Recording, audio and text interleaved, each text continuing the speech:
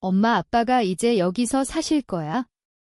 내가 180만 원 월세를 내라. 그 말에 나는 숨이 막혔고 그는 덧붙였다.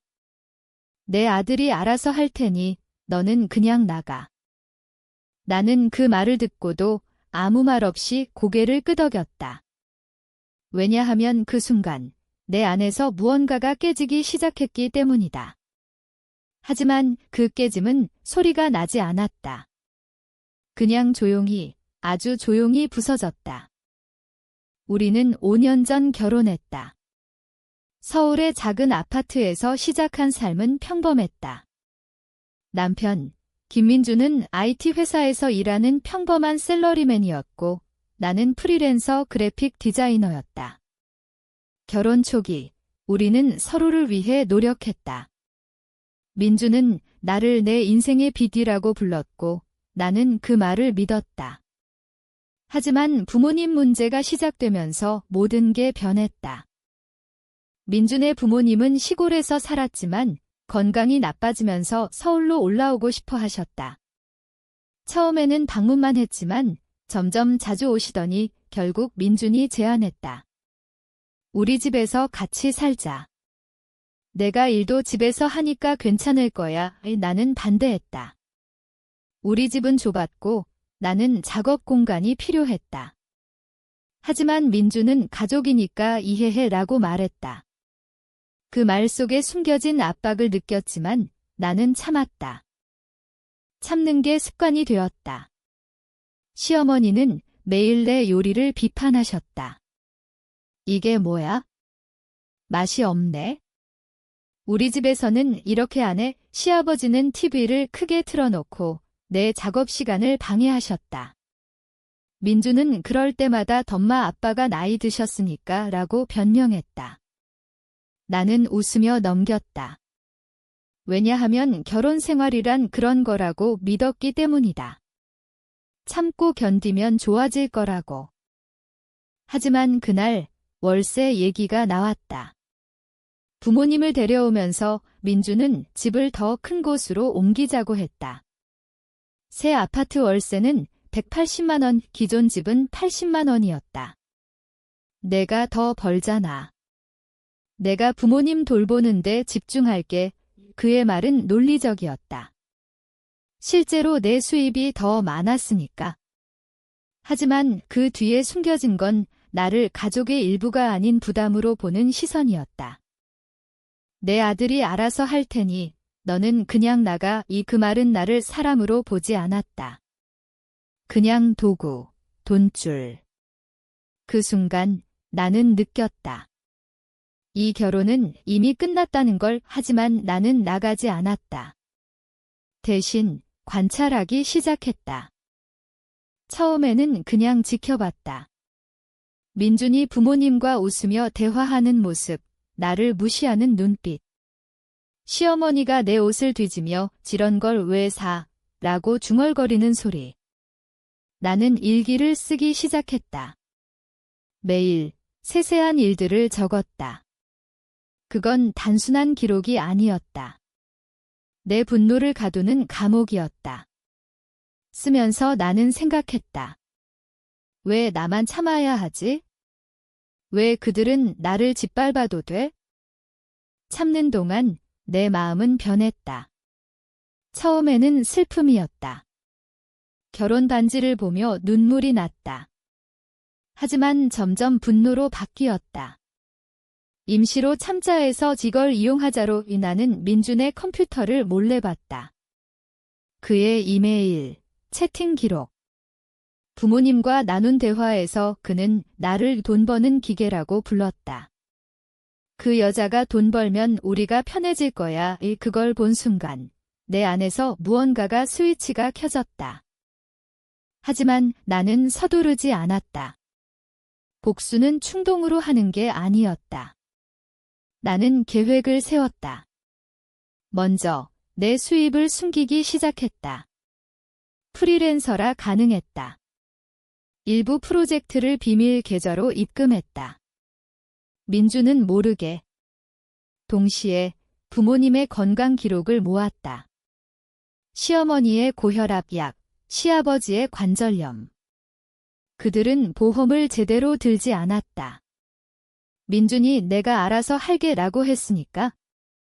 나는 병원에 가서 상담했다. 가족의 건강관리를 어떻게 할까요? 의사는 조언했다. 하지만 나는 그걸 뒤집어 생각했다. 만약 그들이 아프면 누가 돈을 낼까? 이 생각은 나를 불편하게 했지만 멈추지 않았다. 왜냐하면 그들은 나를 아프게 했으니까. 시간이 지나면서 나는 변했다. 거울을 볼 때마다 눈빛이 달라졌다. 더 차갑게, 더 계산적으로. 민주는 눈치채지 못했다. 그는 여전히 나를 이용했다. 이번 달 월세 내가 내줘. 내가 바빠. 나는 웃으며 말했다. 알았어. 하지만 속으로는 세고 있었다. 이게 내가 치를 대가야? 첫 번째 복수는 작게 시작됐다.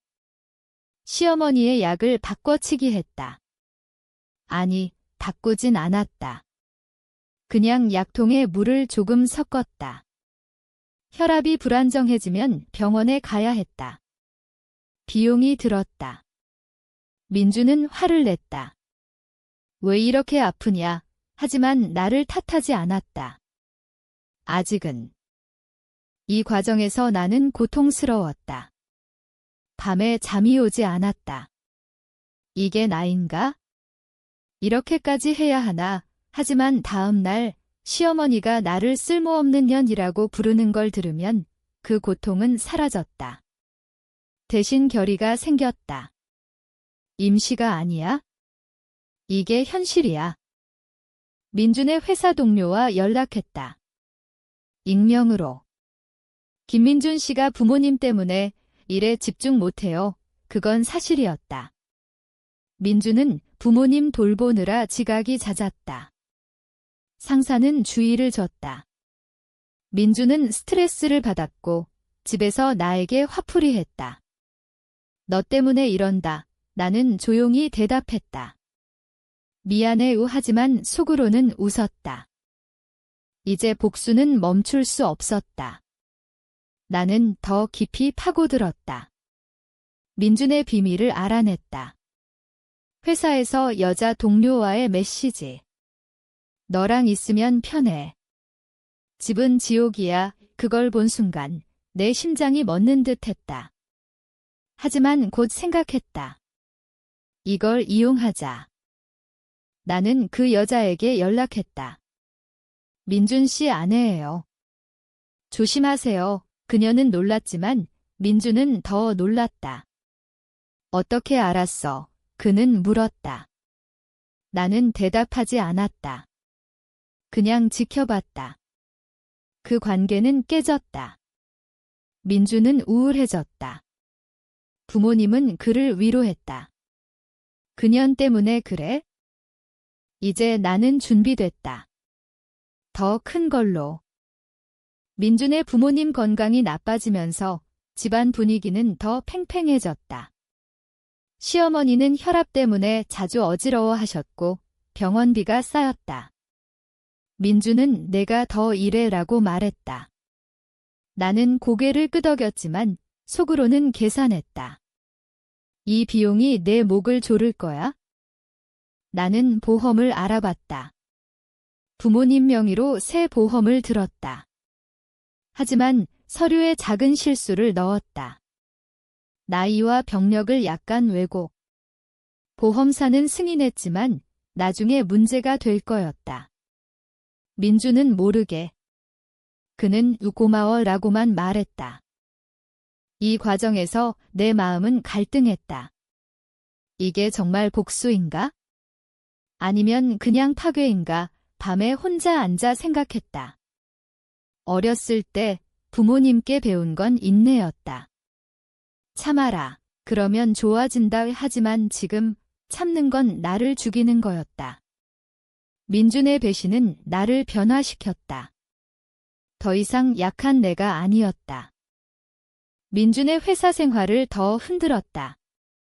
익명 이메일로 상사에게 김민준 씨가 가족 문제로 프로젝트를 망치고 있어요. 라고 보냈다. 증거로 그의 지각 기록을 첨부. 민준은 경고를 받았다. 집에 와서 소리쳤다. 누가 이런 짓을 해? 나는 위로했다. 누군가 오해한 거겠지. 하지만 그의 눈에 의심이 스쳤다. 부모님과의 관계를 이용했다. 시아버지는 술을 좋아하셨다. 나는 술을 사다 드렸다. 아버님, 피곤하시면 한잔 하세요. 그는 좋아하셨지만 건강에 안 좋았다. 곧 관절이 더 아파오셨다. 병원 가서 진단받았다. 수술이 필요할 수 있어요. 비용은 2천만 원이. 민주는 절망했다. 어디서 돈을 구하지? 나는 제안했다. 내가 빌려줄게. 하지만 조건이 있어. 민주는 물었다. 무슨 조건? 부모님을 요양원으로 보내. 우리 둘이서만 살자. 그는 망설였지만 결국 동의했다. 부모님은 화를 내셨다. 2년이. 하지만 민주는 전마. 어쩔 수 없어 라고 말했다. 요양원에 보내면서 나는 안도했다. 하지만 그건 시작이었다. 요양원 비용은 매달 300만 원. 민준의 수입으로는 부족했다. 그는 나에게 의지했다. 내가 도와줘. 나는 도왔다. 하지만 서류를 조작했다. 요양원 계약에 민준의 이름만 넣었다. 나중에 문제가 될 거였다. 이제 민준은 나 없이 못 살게 됐다. 하지만 그의 눈빛은 변했다. 의심과 원망. 너 때문에 부모님이 이렇게 됐어. 그는 중얼거렸다. 나는 대답하지 않았다. 그냥 지켜봤다. 내 심리는 더 복잡해졌다. 복수를 하면서 나는 즐겼다. 그 힘에 맞하지만 동시에 공허했다. 이게 끝나면 뭐가 남아? 친구에게 털어놓고 싶었지만 참았다. 혼자서 견뎌야 했다.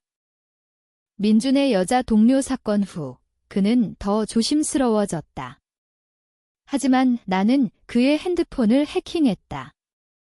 앱으로. 그 안에서 더 많은 비밀을 찾았다. 과거 연인과의 연락. 결혼 생활이 지옥이야. 그걸 본 순간 분노가 치밀었다. 하지만 냉정하게 생각했다. 이걸 법적으로 이용하자. 이혼 소송을 준비했다. 하지만 바로 하지 않았다.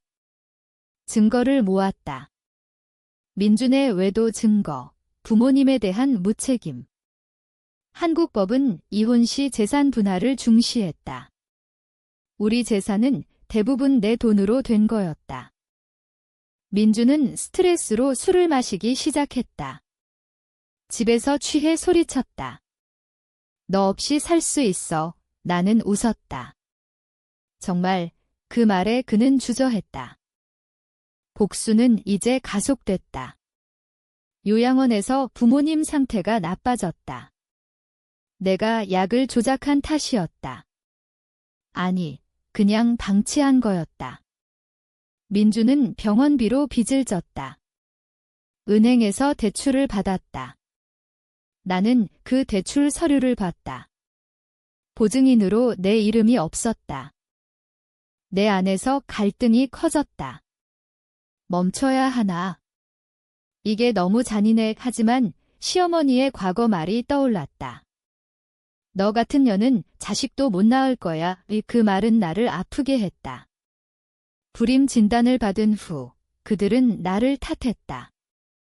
민준도. 그래서 계속했다. 민준에게 말했다.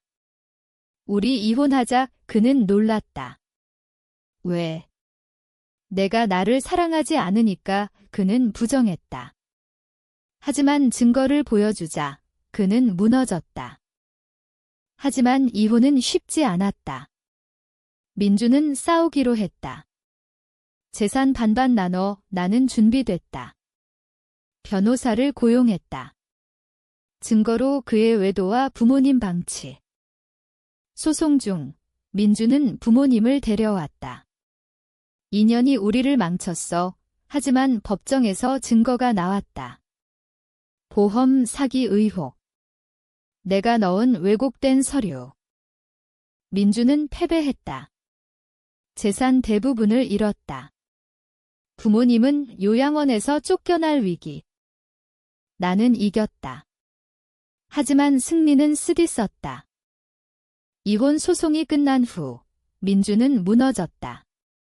그는 부모님과 함께 작은 원룸으로 이사했다. 요양원 비용을 못 내서. 시어머니는 그년 탓이야 라고 소리쳤지만 민주는 조용했다. 그의 눈빛은 공허했다. 나는 새 아파트에서 혼자 살았다. 자유로웠지만 밤마다 악몽을 꿨다. 내가 한 일이야? 그들의 고통 하지만 후회는 없었다. 왜냐하면 그들은 나를 먼저 파괴했으니까. 복수는 끝나지 않았다. 민준의 회사에 익명 제보를 했다. 김민준 씨가 이혼 소송 중 회사 자금을 유용했다. 거짓이었다. 하지만 조사가 시작됐다. 민준은 해고됐다. 그는 연락 왔다. 왜 이러는 거야? 나는 대답했다. 내가 시작했어. 그는 울었다. 미안해. 용서해줘. 하지만 나는 끊었다. 내 심리는 변형됐다. 처음에는 분노였다. 이제는 무감각. 거울을 볼 때 나 자신을 인식하지 못했다. 이게 나인가? 괴물. 하지만 멈출 수 없었다. 부모님의 보험을 취소했다. 왜곡된 서류로. 보험사는 환불을 거부했다. 민주는 소송을 걸었지만 졌다. 시아버지는 병이 악화됐다. 수술비가 필요했다. 민주는 빚을 더 졌다. 고리대금업자. 나는 그걸 알았다. 해킹으로. 이제 민주는 절박했다. 다시 연락 왔다. 돈 좀 빌려줘. 나는 만났다. 카페에서. 그의 얼굴은 초췌했다. 부탁이야. 나는 말했다. 조건이 있어? 부모님께 사과받아. 그는 동의했다. 부모님을 만났다. 시어머니는 여전히 적대적이었다. 내가 왜? 하지만 민준이 재촉했다. 그들은 마지못해 사과했다. 미안하다 하지만 눈빛은 진심이 아니었다. 나는 돈을 주지 않았다. 생각해볼게. 그리고 떠났다. 이 만남 후 나는 불안했다. 그들의 사과가 가짜야? 복수는 끝나지 않아. 운의 생각은 점점 어두워졌다. 민준의 빚이 쌓이면서 그는 범죄를 저질렀다. 회사 동료 돈을 빌리고 안 갚았다. 나는 그걸 경찰에 신고했다. 익명으로. 민주는 체포됐다. 부모님은 충격으로 쓰러졌다. 나는 뉴스를 봤다. 전직 IT 직원, 사기 혐의 속이 시원했다. 하지만 동시에 죄책감. 내 삶은 변했다. 일에 집중했다. 하지만 친구들은 멀어졌다. 너 변했어. 나는 인정했다. 복수가 나를 변화시켰다. 민준의 재판에서 증인으로 나섰다.